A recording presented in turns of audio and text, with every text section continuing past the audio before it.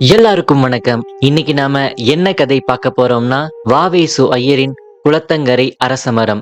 பெண்களை விளையாட்டா கூட நாம காயப்படுத்தக் கூடாது. விளையாட்டு வினையில் சென்று முடியும். அதனால வார்த்தைகளை பார்த்து பயன்படுத்த வேண்டும். நாகராஜன் விளையாட்டா சொன்ன வார்த்தை ருக்மணிய எந்த நிலைக்கு கொண்டு சென்றது என்பதை பார்க்கலாம். வாங்க கதைக்குள்ள போகலாம். ருக்மணி சின்ன வயசுல இருந்து இப்போ வரைக்குமே அந்த குளத்தங்கரைக்கு அடியில தான் தன்னுடைய பொழுத போக்குவா. ஊர்ல நல்ல பொண்ணு. ருக்மணினா அந்த ஊர்ல எல்லாருக்குமே பிடிக்கும். அமைதியா இருந்த குழந்தைங்களும் ருக்மணி வந்தாங்கன்னா விளையாட ஆரம்பிச்சிருவாங்க. அப்போல்லாம் ருக்மணியோட அப்பா நல்ல நிலைமையில இருந்தாரு. ருக்மணினா அவருக்கு அவ்வளவு பாசம்.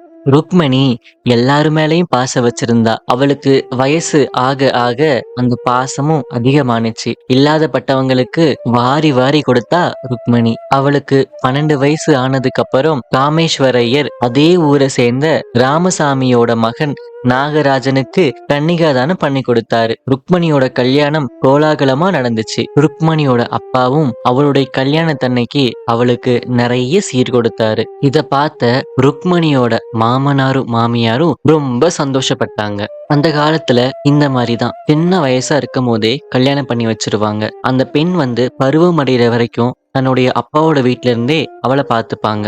பருவம் அடைஞ்சதுக்கு அப்புறம் தான் மத்த சம்பிரதாயங்கள் எல்லாம். ருக்மணியும் கல்யாணம் முடிஞ்சதுக்கு அப்புறம் தன்னுடைய அப்பா அம்மா கூட தான் அவளும் இருந்தா. கல்யாணம் முடிஞ்சதுக்கு அப்புறமா ருக்மணியோட மாமியார் ஜானகி ருக்மணிய ஆசாசியா கூட்டிட்டு போய் தலவாரி பூ வச்சு விடுவாங்க. எந்த சொந்தக்காரங்க வீட்டுக்கு போனாலும் ருக்மணிய கூடவே அழைச்சிட்டு போவாங்க. நாகராஜனும் ரொம்ப நல்லவன். ருக்மணினா நாகராஜனுக்கு ரொம்ப பிடிக்கும். அந்த கிராமத்திலேயே அழகுலையும் புத்திசாலித்தனத்திலையும் பணத்திலையும் சிறந்த ஜோடினா ருக்மணியையும் நாகராஜையும் தான் சொல்லுவாங்க. அந்த அளவுக்கு அவங்க அந்த கிராமத்தோடு ஒன்றி போய் சிறப்பா இருந்தாங்க. இப்படியே 3 வருஷமும் போச்சு. காமேஸ்வர ஐயர் பணத்தை எல்லாம் வெளிநாட்டு கம்பெனில வட்டிக்கு விட்டிருந்தாரு. அந்த கம்பெனி அவரோட மொத்த செல்வத்தையும் முழுங்கிருச்சு. ஒரே நாள்ல காமேஸ்வர ஐயர் ஏழை ஆயிட்டாரு. தன்னுடைய சொத்துக்களை எல்லாம் வித்துதான் அவர் வாங்கின கடன்லாம் அடைச்சாரு. ருக்மணியோட அம்மா மீனாட்சி இவ்வளவு நடந்ததுக்கு அப்புறமும் இன்னுமே சாந்தமா தான் இருக்காங்க. கடவுள் கொடுத்தாரு, அவரே எடுத்துக்கிட்டாரு அப்படிங்கிற மனப்பான்மையோட வாழ தொடங்கிட்டாங்க. தை மாசம் ருக்மணிய புகுந்த வீட்டுக்கு அனுப்புனதுக்கு அப்புறமா கூழையோ கஞ்சியோ குடிச்சு நம்ம வாழ்க்கையை நடத்திக்கலான்னு மீனாட்சி சொல்றாங்க. அப்போல்லாம் ராமசாமி ஐயர் காமேஸ்வர ஐயர் வீட்டுக்கு அடிக்கடி வருவாரு. ஆனா இப்போ காமேஸ்வரர் ஐயரை ராமசாமி ஐயர் பார்த்தாலே ஏதோ அவசர வேலை இருக்க மாதிரி வேகமா நடந்து போயிடுறாரு. இதெல்லாம் மனசுல எடுத்துக்கவே இல்ல காமேஸ்வர ஐயர். காசு இருக்கும் போது உறவு மாதிரி வீட்டுக்கு வராங்க, காசு இல்லாதப்ப யாருன்னு தெரியாத மாதிரி நடந்துக்கிறாங்க. ஆனா இப்போ ருக்மணி விஷயத்திலையும் அவங்க பாகுபாடு பார்க்க ஆரம்பிச்சுட்டாங்க. எப்பவுமே வெள்ளிக்கிழமை ஆனா வேலைக்காரியை விட்டு கூப்பிட்டு வர சொல்ற ஜானகி இப்ப ருக்மணிய கூப்பிடுறதே இல்ல. ஊரெல்லாம் இதே பேச்சுதான், அதுவும் இந்த குளத்தங்கரையில தான். இதெல்லாம் கூட்டி கழிச்சு பார்த்தா ருக்மணியை விட்டுட்டு வேறொரு பொண்ணுக்கு நாகராஜ் கல்யாணம் பண்ணி வைக்கலான்னு அவங்க வீட்டுல உள்ளவங்க பார்த்துட்டு இருக்காங்க. மார்கழி மாதத்துல நாகராஜன் ருக்மணியை பார்க்க வந்திருந்தாரு. ஆனா அப்ப இருந்த சந்தோஷம் இப்ப இல்ல. மெல்ல மெல்ல அவ மனசையும் கரைக்க ஆரம்பிச்சுட்டாங்க. ருக்மணி பாவம், அவகதியோ அதோ கதி. கை பிறந்தாச்சு, இப்போலாம் எல்லாத்தையும் வெளிப்படையா பேச ஆரம்பிச்சுட்டாங்க. ஏதோ கிழக்குல இருந்து ஒரு பொண்ணா, இந்த பொண்ணு வீட்டுல நிறைய சொத்து இருக்காமா, அந்த பொண்ணதான் நாகராஜுக்கு பார்த்து வச்சிருந்தாங்க. இந்த செய்தியை கேள்விப்பட்டதுல இருந்து மீனாட்சி பகல் நேரத்துல வெளியில வர்றதே இல்ல. தன்னோட பொண்ணை விட்டுட்டு வேறொரு பொண்ணு கூட நாகராஜ கல்யாணம் பண்ணி வைக்கிறாங்களேன்னு சொல்லி மீனாட்சிக்கு ரொம்பவும் மன வருத்தம். நாள் ஆக ஆக நாகராஜோட கல்யாணத்தை பத்தி தான் அந்த ஊரே பேசிட்டு இருக்கு. கடைசியா கல்யாணத்துக்கு நாளும் குறிச்சாச்சு. நாகராஜனோட கூட படிச்ச ஃப்ரெண்டு தான் சீனிவாசன். அவன் ஒரு நாள் நாகராஜ பார்க்க வந்தான். ஒரு நாள் சாயங்காலம் எல்லாரும் போனதுக்கு அப்புறமா 2 பேரும் குளத்தங்கரை கிட்ட வந்து பாக்குறாங்க. ருக்மணி இருக்க வேறொரு பொண்ணை கல்யாணம் கட்ட ஏன் சம்மதிச்ச அப்படின்னு கேட்டான். அப்பாவும் அம்மாவும் பார்த்ததுக்கு அப்புறம் நான் என்ன பண்றது, பொண்ணும் பார்க்க அழகா லட்சணமா இருக்கா, அவ அப்பா ₹1,00,000 ஆஸ்தி அவ பேர்ல எழுதி வச்சிருக்காராமா, தானா வர ஸ்ரீதேவிய ஏன் வேணான்னு சொல்லணும் அப்படின்னு சொன்னானா நாகராஜன். இவ்வளவு கொடுத்தா என்ன, பணம் தான் உனக்கு முக்கியமா, பெண் பாவம் உன்னை சும்மா விடாதுடா, அக்னி சாட்சியா அவளுக்கு நீ கட்டின தாலி பொய்யாகுமா அப்படின்னு நியாய தர்மத்தை எடுத்து கூறி ருக்மணிக்கு பரிஞ்சு பேசினா ஸ்ரீனிவாசன். சீனிவாசா, நான் இப்போ உங்ககிட்ட சொன்னதெல்லாம் ஒரு விளையாட்டுக்காகத்தான். என்னோட ருக்மணியை விட்டுட்டு நான் எப்படி ஸ்ரீனிவாசா வருவேன்? என்னோட அம்மாவுக்கும் அப்பாவுக்கும் ஒரு பாடம் புகட்டணும். நான் என்ன சொன்னாலும் இப்ப இவங்க கேட்க மாட்டாங்க.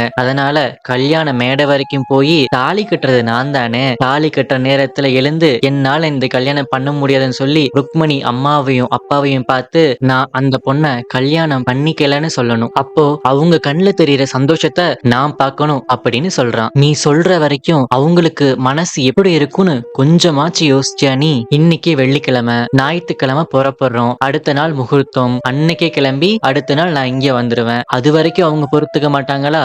என்னமோப்பா, எனக்கு என்னமோ இது சரியில்லைன்னு படுது அப்படின்னு சொன்னா ஸ்ரீனிவாசன். அப்புறம் 2 பேருமே கிளம்பி போயிட்டாங்க. ஞாயிற்றுக்கிழமை எல்லாரும் கிளம்புறதா இருந்தது. ஜானகி அம்மாளையும் ராமசாமி ஐயரையும் திட்டாதவங்கன்னு யாருமே கிடையாது. எல்லாருமே திட்டிட்டே இருந்தாங்க. ஆனா யாருமே கூப்பிட்டு வச்சு அறிவுரை சொல்லவே இல்லை. அவங்க கல்யாணத்துக்கு கிளம்புறத பார்க்க முடியாத ருக்மணியோட அம்மாவும் அப்பாவும் கிளம்பி மணப்பாறைக்கு போயிட்டாங்க. ருக்மணிக்கு துணையா அவங்க அத்தை தான் இருந்தாங்க. அன்னைக்கு ராத்திரி ஒரு 9:30 இருக்கும். நாகராஜன் மட்டும் குளத்தங்கரையில தனியா உட்கார்ந்து ஏதோ யோசிச்சுட்டு இருந்தான். கொஞ்ச நேரத்திலேயே ஒரு பெண் உருவம் குளத்தங்கரையை நோக்கி வந்துட்டு இருந்தது. மெதுவா அவன் பக்கத்திலேயே வந்துச்சு. நிமிர்ந்து பார்த்தா நாகராஜன். ருக்மணி, இந்த நேரத்துல நீ இங்க என்ன பண்ற? இந்த சமயத்துல நாம 2 பேரும் ஒன்னா இருந்தா யாராவது ஏதாவது பேசுவாங்க. வா, முதல்ல வீட்டுக்கு போவோம் அப்படின்னு கூப்பிடுறான். அதுக்கு ருக்மணி, உங்ககிட்ட பேசணும்னு 1 மாசமா காத்துட்டு இருக்கேன். அதுக்கு இப்பதான் நேரம் வந்திருக்கு. 3 மாசமா நான் படாத கஷ்டம் பட்டுட்டேன். மாமாவும் மாமியும் ஏத்துக்கலனாலும் பரவாயில்ல, நீங்களும் என்னை கைவிட்டுட்டா நான் எங்க போவேன் சொல்லுங்க? இது வரைக்கும் நடந்தது எல்லாம் என் மனசை உடைச்சிருச்சு. நீங்க மனசு வச்சு சேர்த்தாதான் உண்டு. இல்லன்னா என் ஆயுசு இவ்வளவுதான், அதுல சந்தேகமே இல்ல அப்படின்னு சொல்றா ருக்மணி. சொல்லி முடிச்சிட்டு அவ கண்ணீர் விட்டா. நாகராஜனும் எதுவுமே சொல்லிக்கல. நாளைக்குதான் கல்யாணத்துக்கு போறீங்க போல, நீங்க போறீங்களா?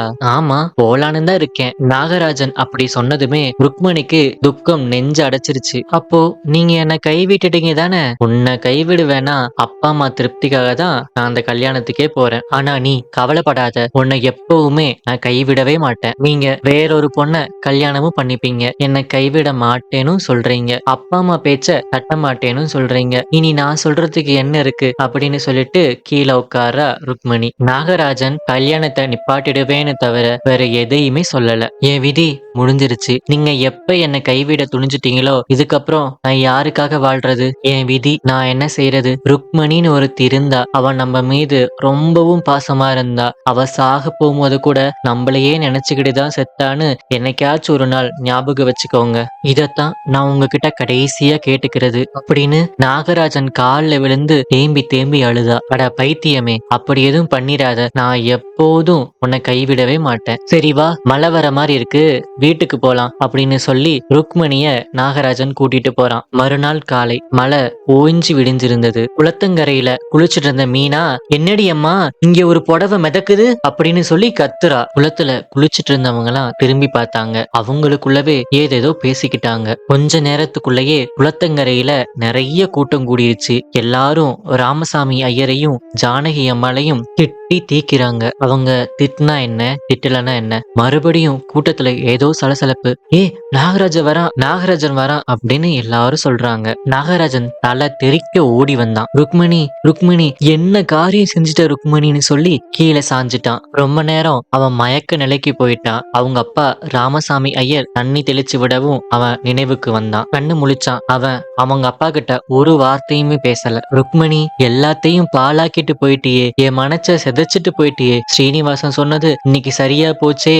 நான் தான் உன்னை கொலை செஞ்சேன், என்னாலதான் நீ செத்த, நான் தான் அந்த கொலைகார பாவி. நேத்துக்கே அந்த எல்லா உண்மையும் சொல்லியிருந்தா இப்படி ஒரு நிலைமை வந்திருக்குமா அப்படின்னு சொல்றான் நாகராஜன். இப்படி அவசரப்பட்டுட்டே ருக்மணி, இனிமே எனக்குன்னு யாரு இருக்கா? என் மேல யாரு பாசம் காட்டுவா? எனக்கு இனிமே இந்த கல்யாண வாழ்க்கையே எனக்கு தேவையில்லை அப்படின்னு சொல்லிட்டு யாருமே தடுக்கிறதுக்கு முன்னாடி அப்பா அம்மா காலில் விழுந்து நான் சந்நியாசம் போறேன்னு சொல்லிட்டு கிளம்பிட்டான். அவனை யாருமே தடுக்கல. அவனை யாரும் எதுவுமே சொல்லவும் இல்லை. இப்படியே முடிஞ்சு போனுச்சு ருக்மணியோட வாழ்க்கை. விளையாட்டா கூட ஒருத்தவங்க மனசை நம்ம காயப்படுத்த கூடாது. ஏன்னா விளையாட்டே ஒரு நாள் வினையாக முடியலாம். இது வரைக்கும் நீங்க கேட்டுட்டு இருந்தது சித்ரா டிவியின் தமிழ் ஸ்டோரிஸ். தேங்க்யூ ஃபார் வாட்சிங்.